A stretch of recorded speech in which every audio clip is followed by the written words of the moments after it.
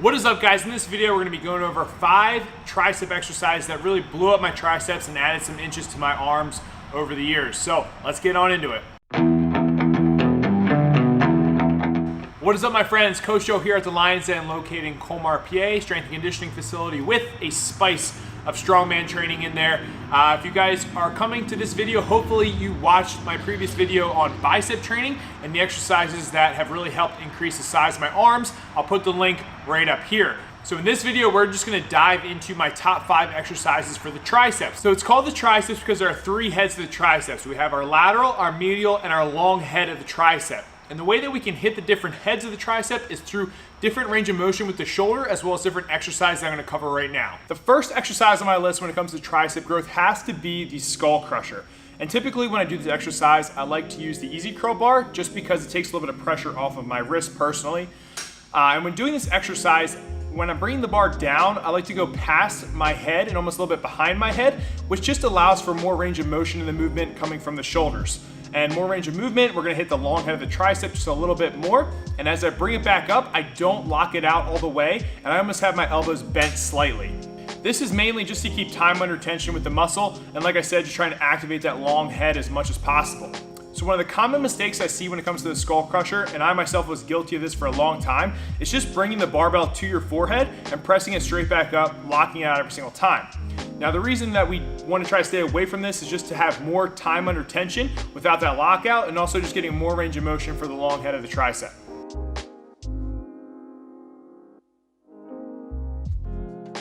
So the next movement on my list has to be the JM press, which we all know is named after James Madison, one of the most jacked pioneers in the world. Kidding, completely kidding. It's not James Madison at all. So the JM press is basically a skull crusher and a bench press put together. And typically when we do this movement, we want to take our thumb out of the equation and go with a thumbless grip on the barbell. So the main difference between the JM press and the bench press has to do with bar path. Typically when we do the JM press, we're coming down right on our throat, okay? So almost if you're gonna cut your head off with the barbell, that's the bar path you want with the JM press, which is gonna put a lot more tension on the triceps. I suggest having a spotter or some spotting arms just in case no one's around. You're not gonna be able to go as heavy, but you still want to err on the side of caution and keep yourself safe.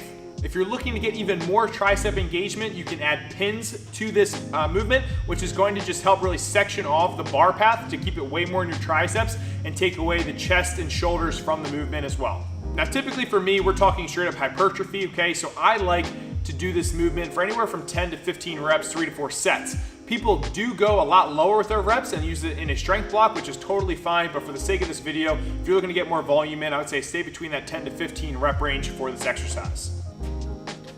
The third movement I have on my list for tricep growth has to be push downs with a rope. Now, I've talked about in my bicep video why I like the rope, and basically you can turn your wrist at different angles, which is gonna allow you to hit the tricep in different ways. Now, when we're doing these specifically, we wanna make sure that we almost hinge our butt back slightly, and when we're pulling the ropes, we want our shoulder to travel slightly past or parallel to our body, okay? We don't wanna cut that range of motion short, and especially when we're trying to hit that long head of the tricep, we wanna really try to push our shoulders back through the movement to get that long head activated as much as possible.